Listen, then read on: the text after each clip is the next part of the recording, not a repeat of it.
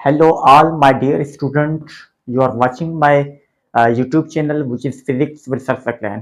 तो बेसिकली आज का जो हमारा टॉपिक है, टाइटल से आपको अंदाजा लगी क्या होगा कि जो आज का टॉपिक है वो क्या है, कॉन्सेप्चुअल डिस्कशन।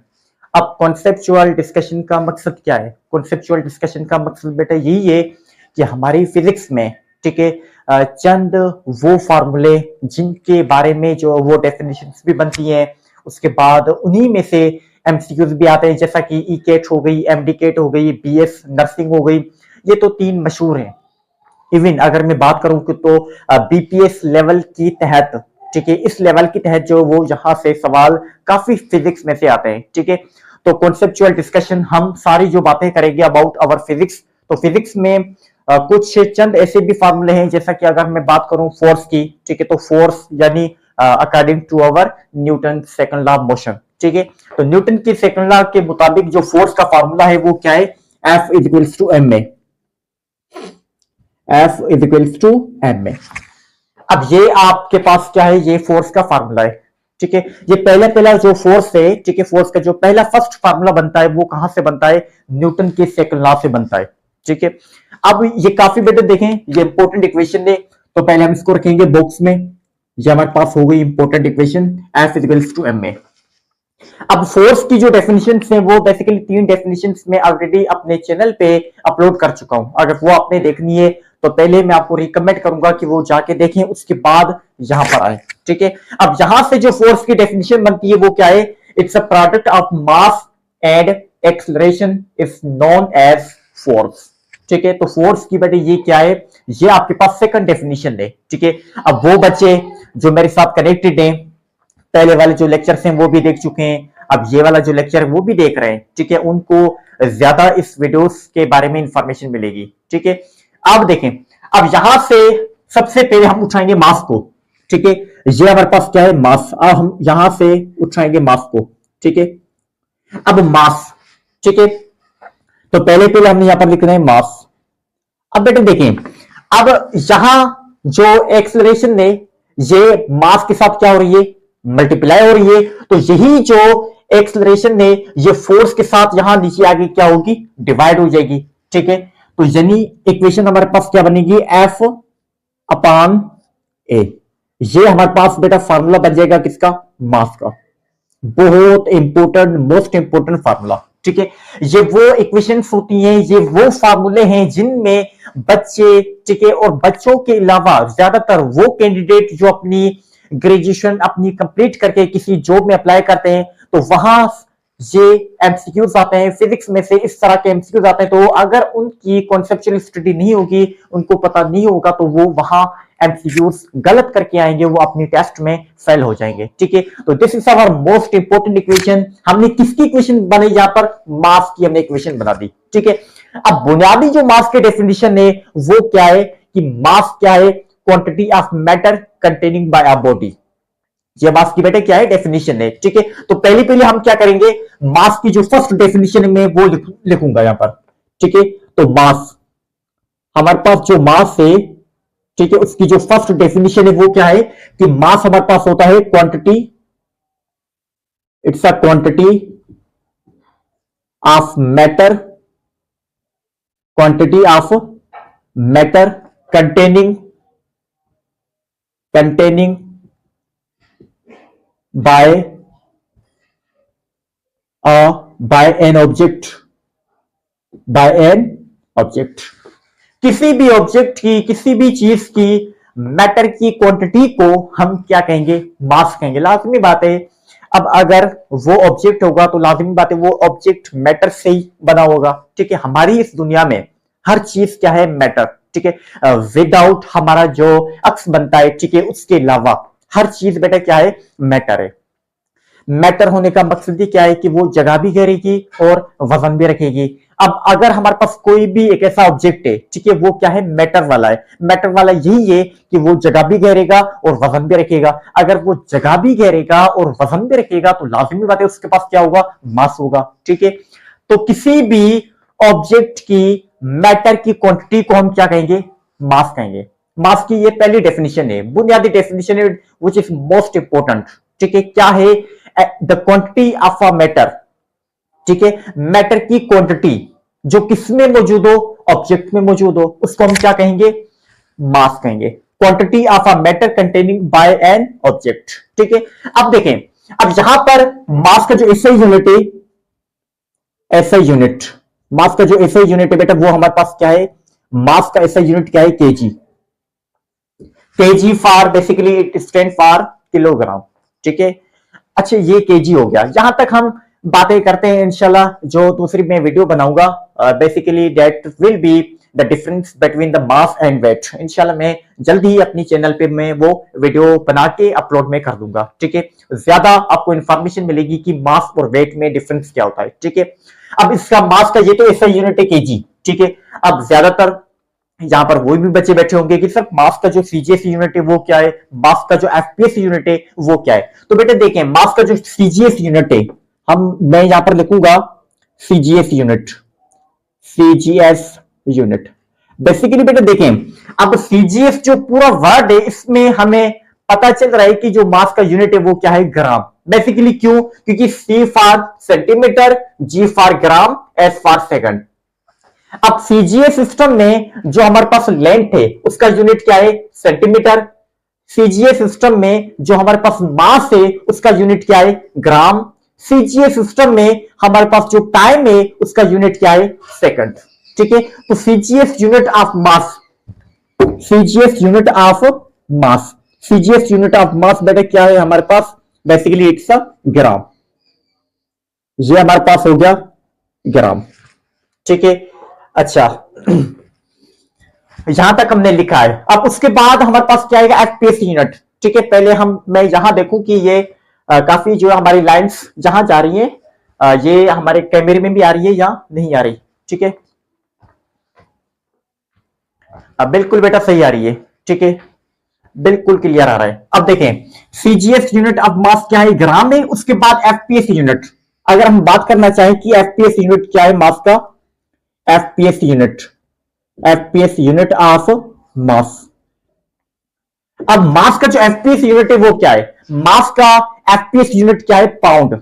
ठीक है, हमें किससे पता चला, जाहिर तौर बेटे देखिए यहां पर लिखा हुआ है। अब F for foot, P for pound, S for second.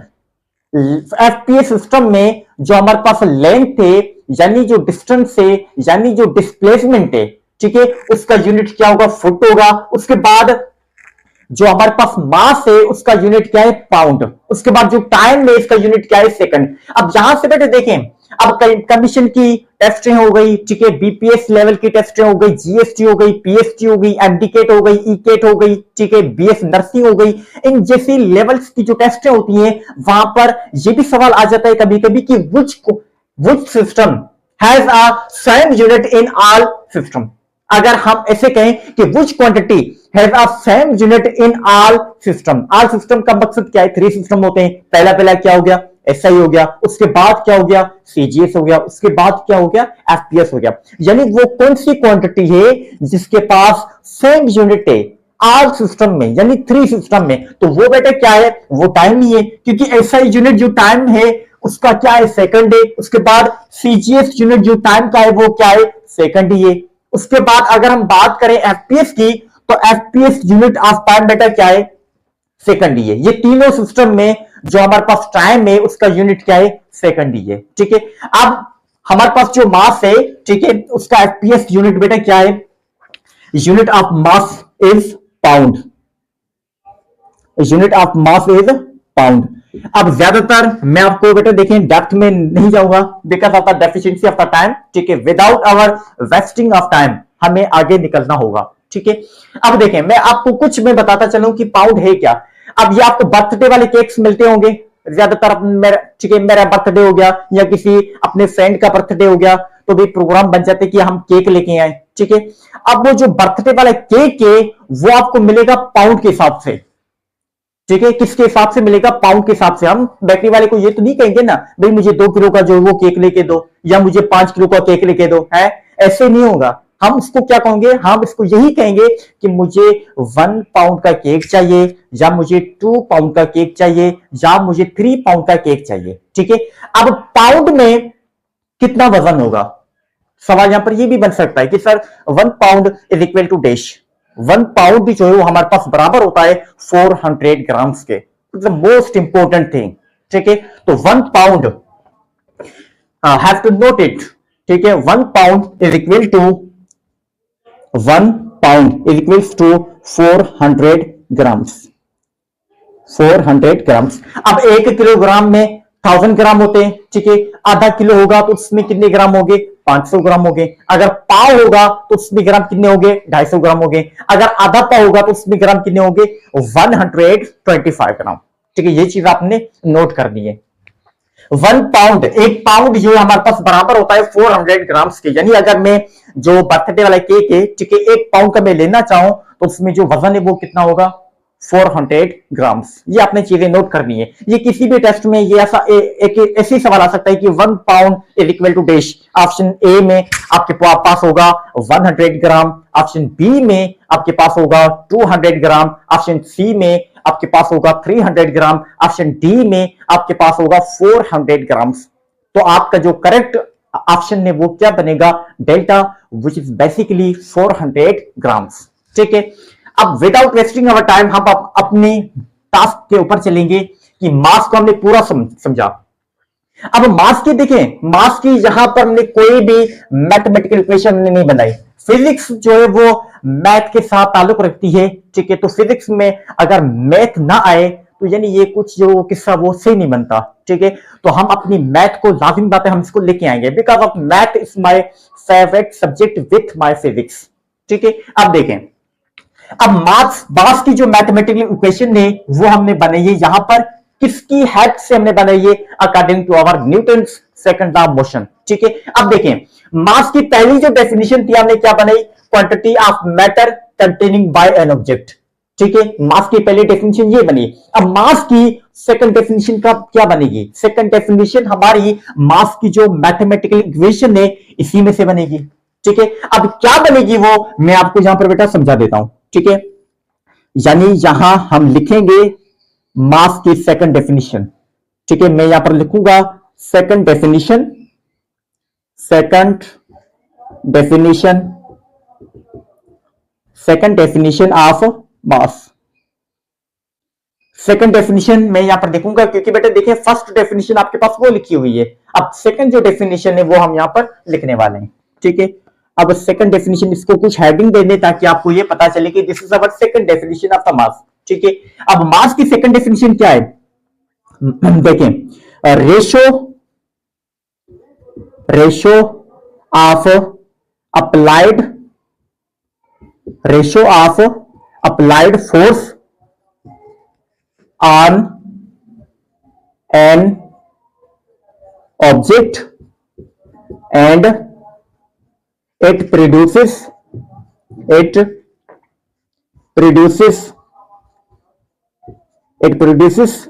acceleration is called mass, ठीक है। अब देखें, ये सेकंड जो डेफिनेशन है मास की मैंने कहां से बनाई? मैंने आपके सामने जो फार्मूला लिखा हुआ है फोर्स का फार्मूला, तो उसी की हमने डेरिवेशन करके, उसको हमने ड्राइव करके हमने वहां से मास का हमने फार्मूला बना लिया, ठीक है। लाजमी बात है, अगर मास की हमने मैथमेटिकल इक्वेशन बनाई है तो वहां से हमारे पास मास की जो सेकंड डेफिनेशन है वो भी बनेगी, ठीक है। अब वो सेकंड डेफिनेशन बेटा क्या है? सेकंड डेफिनेशन ये लिखी हुई है। मास की सेकंड डेफिनेशन क्या है? कि ratio of applied force on an object, ठीक है, एंड इट प्रोड्यूसेस एक्सीलरेशन। यानी किसी भी ऑब्जेक्ट के ऊपर आप फोर्स अप्लाई करो, किसी भी ऑब्जेक्ट के ऊपर आप फोर्स अप्लाई करो, उसके नतीजे में उस ऑब्जेक्ट में एक्सेलरेशन प्रोड्यूस हो जाए, उसको हम क्या कहेंगे? मास कहेंगे। बहुत ही बुनियादी डेफिनेशन। अब ज्यादातर बच्चों का ये भी सवाल हो सकता है कि सर आपने यहाँ पर रेशियो लिखा है तो रेशियो कहां चला गया? बेटा देखें ना, ये मैथमेटिकल फॉर्म लिखी हुई है। अब ये तो आपकी 7वीं 8वीं क्लास की मैथ होगी, ठीक है। रेशनल नंबर हो गए, इरेशनल नंबर हो गए, ये मैं मैथ में ज्यादा डेप्थ में मैं नहीं जाऊंगा, ठीक है। ज्यादा ही जो लेक्चर है वो कुछ लेंथी बन जाएगा। अब इस फॉर्म को बेसिकली हम क्या कहेंगे? रेशनल फॉर्म कहेंगे, ठीक है। ये हमारे पास रेशनल फॉर्म लिखी हुई है तो उसकी वजह से हमने क्या लिखा? यहां पर रेशियो लिखा, ratio of applied force on an object and it produces acceleration. यानी किसी भी ऑब्जेक्ट के ऊपर आप फोर्स अप्लाई करें जिसके नतीजे में उस ऑब्जेक्ट में एक्सेलरेशन प्रोड्यूस हो, उसको हम क्या कहेंगे, उसको हम अपना मास कहेंगे। अब न्यूटन साहब ने जो है वो बुनियादी डेफिनेशन, ठीक है, यानी बुनियादी जो कॉन्सेप्ट है वो पहले बता चुके हैं कि कोई भी ऑब्जेक्ट है अगर रेस्ट में, तो वो रेस्ट में ही रहेगा जब तक हम उसके ऊपर कोई एनी फोर्स अप्लाई ना करें तो, ठीक है, यानी अनबैलेंस फोर्स उस ऑब्जेक्ट के ऊपर अप्लाई करेंगे तभी वो जो मोशन ऑब्जेक्ट है वो मोशन में आएगा। अगर कोई भी ऑब्जेक्ट है वो कंटिन्यूसली मोशन में, तो वो हमेशा के लिए मोशन में ही रहेगा जब तक हम उसके ऊपर कोई अनबैलेंस फोर्स अप्लाई ना करें तो, ठीक है। ये जो मैंने आपको बात बताई है, ठीक है, ये क्या है, this is our Newton's first law of motion, ठीक है, बुनियादी बातें हैं। अब उसके बाद क्या है, अब ये हमने डेफिनेशन बना ली मास की, हमने ये डेफिनेशन बना ली मास की डेफिनेशन हमने क्या बनाई कि ratio of applied force on an object and it produces acceleration. लाजमी बात है, ये हमारे पास इक्वेशन बनी हुई है, ठीक है, मास की ये फर्स्ट इक्वेशन मैथमेटिकल इक्वेशन बनी हुई है। तो हमारी ये ड्यूटी है कि हम क्या करेंगे, अब मास का जहां यूनिट पुट करेंगे। तो बेसिकली जो देखे ना बेटा, मास का यूनिट क्या है, केजी है, लेकिन हमने एक इक्वेशन बनाई है मास की, अलग इक्वेशन बनाई है। तो यहां पर वो भी बच्चे होंगे जिनको डाउट होगा कि सर मास का वैसे तो यूनिट केजी है, लेकिन अगर ये इक्वेशन आपने बनाई है तो इस इक्वेशन के तहत जो मास है उसका यूनिट क्या होगा, ठीक है, हम ड्राइव करेंगे। इसमें कोई भी टेंशन लेने वाली बात ही नहीं, क्योंकि हमारे पास फिजिक्स के कॉन्सेप्ट मौजूद हैं, ठीक है। तो चले बेटा, हम अपना मास का जो यूनिट है वो हम यहां पर बनाएंगे। तो बेटे देखें, मास, ठीक है, मास हमारे पास बराबर है, अब मास का यूनिट क्या है, केजी है, वो तो हमें पता ही है, लेकिन यानी यहां इस इक्वेशन में जो मास का यूनिट है वो केजी आना चाहिए, तभी जो इक्वेशन है वो सही होगी। अब वैसे भी अगर केजी यूनिट नहीं भी आया तो भी गलत इक्वेशन नहीं होगी, क्योंकि ऐसे आपको फिजिक्स में बहुत ही इक्वेशन मिलेगी जिसमें हर इक्वेशन के जो यूनिट है वो अलग अलग होते हैं। लेकिन हम यहां पर देखेंगे कि मास का वाकई यहां जो यूनिट है वो केजी होगा या नहीं होगा, ठीक है। अब देखें, अब फोर्स का जो यूनिट है वो हमारे पास क्या है, न्यूटन, हमने यहां पर लिखा न्यूटन, ठीक है। अब उसके बाद जो एक्सेलरेशन है इसका जो यूनिट है बेटा वो क्या है, मीटर पर सेकंड स्क्वायर, तो हम यहां पर क्या लिखेंगे, मीटर पर सेकंड स्क्वायर। अब 1 न्यूटन यानी न्यूटन हमारे पास बराबर है किसके, केजी मीटर पर सेकंड स्क्वायर के, ठीक है। तो हम यहां पर अब न्यूटन नहीं लिखेंगे, अब न्यूटन जिस चीज के बराबर है हम वही लिखेंगे। तो न्यूटन बेटा क्या है, न्यूटन हमारे पास बराबर है केजी मीटर पर सेकंड स्क्वायर, ठीक है। अपान है तो हम यहां पर अपान की लाइन देंगे। अब अपान में बेटे क्या लिखा हुआ है, मीटर पर सेकंड स्क्वायर लिखा हुआ है, हम यहां पर क्या लिखेंगे, मीटर पर सेकंड स्क्वायर लिखेंगे। बात हो गई क्लियर, ठीक है। अब देखें, अब ये मैथ का बुनियादी रूल है, मैथ का बुनियादी रूल क्या है कि सेम पावर वाली जो चीजें होंगी वो कभी भी आपस में कैंसिल नहीं होगी। क्या मकसद है बताने का, देखें, ये मीटर पर सेकंड -2, मीटर पर सेकंड -2, यानी दोनों मीटर पर सेकंड जो वो किसके, माइनस के, यानी माइनस के हैं, तो ये आपस में कभी भी कैंसिल नहीं होंगे। लेकिन बेटे देखें, ये मीटर पर सेकंड स्क्वायर यानी मीटर पर सेकंड स्क्वायर ये किसमें, अपान में, जब ये ऊपर चला जाएगा तो ये किसका हो जाएगा, प्लस का हो जाएगा। अब ये प्लस और माइनस दोनों आपस में क्या हो जाएंगे, कैंसिल हो जाएंगे, तो हम दोनों को आपस में क्या कर देंगे, कैंसिल कर देंगे, ठीक है। तो फाइनली जो हमारा मास का यूनिट है वो क्या आएगा, केजी। तो ये यहां चीज प्रूव हो चुकी है कि वाकई जो हमारा, ठीक है, मास है उसका जो यूनिट है वो क्या है, केजी। और मास की दो डेफिनेशन हमने बनाई, जो पहले डेफिनेशन है वो तो बुनियादी है, ठीक है। अब उसके बाद बुनियादी डेफिनेशन में हमने जो 3 सिस्टम है हमारे उनकी भी हमने बात की कि मास का जो यूनिट है वो एसआई में क्या होगा, सीजीएस में क्या होगा, एफपीएस में क्या होगा, ये सारी हमने बात समझी हुई है कि पाउंड जो वो किसके बराबर है, ठीक है। ये भी सारी चीजें मैंने आपको यहाँ पर समझा दी हैं। उसके बाद हमने मास की जो डेरिवेशन है हमने कहां से बनाई, न्यूटन के सेकंड लॉ में से हमने बनाई, ठीक है। अब उसके बाद बेटे देखें, अब यहां हमारे पास ये क्या है, ये हमारे पास है एक्सेलरेशन, ठीक है। अब इसकी जो जर्नल इक्वेशन है वो क्या होती है कि डेल्टा वी, एक्सेलरेशन हमारे पास बराबर होती है डेल्टा वी अपॉन टी, ये दोनों वेक्टर हैं तो ऊपर बेटा एरो लगा दो, ठीक है। ये हमारे पास बेटा क्या है, ये जर्नल इक्वेशन होती है किसकी, एक्सेलरेशन की। अब यहां से भी जो इक्वेशन है वो अलग बन सकती है, कैसे, इजीली बेटा कहां यहां से बनेगी, हम यहां पर ए को लेके आएंगे, ए को हम यहां पर लेके आए, ठीक है। अब जो मास है वो ए के साथ यहां पर क्या हो रहा है, मल्टीप्लाई हो रहा है, तो यही जो मास है वो एफ के साथ क्या होगा, डिवाइड हो जाएगा, ठीक है। तो हम यहां पर क्या लिखेंगे, एफ अपॉन एम। तो ये हमारे पास जो वो सेकंड फार्मूला बन गया किसका, एक्सेलरेशन का। फिजिक्स में अगर डेरिवेशन आपकी क्लियर है, यानी मैथ आपकी क्लियर है, तो फिजिक्स कोई भी आपको तंग नहीं करेगी किसी भी जगह पर, ठीक है। अगर आपकी मैथ क्लियर है, ठीक है, तो ये हमारे पास बेटे जो वो दो इक्वेशंस बन गई किसकी, एक्सेलरेशन की, और दो इक्वेशन हमारे पास जो वो एक इक्वेशन बनी है मास की, लेकिन जो डेफिनेशंस बनी है वो कितनी बनी है, दो बनी है। तो ये छोटा सा लेक्चर हमारा था कॉन्सेप्चुअल डिस्कशन, ठीक है। इंशाल्लाह अब इसी के साथ रिलेटेड अगर कोई और भी लेक्चर होगा, कोई और भी टॉपिक होगा, हम इंशाल्लाह मैं जल्दी ही अपने लेक्चर पे अपलोड करूंगा। तो यहां तक अगर आपने स्क्रीनशॉट निकालनी हो तो आप इजीली निकाल सकते हैं, मैं साइड में हो जाऊं, ठीक है। ओके, ये हमारा छोटा सा लेक्चर था। अगर कोई भी डाउट हो तो आपने मुझे कमेंट करना है। अगर लेक्चर अच्छा लगे तो आपने मुझे थम्स अप भेजने हैं, ताकि मैं मोटिवेट होकर अपने जो नेक्स्ट वीडियोस हैं वो भी मैं जल्दी ही अपलोड कर दूं। Thanks for watching.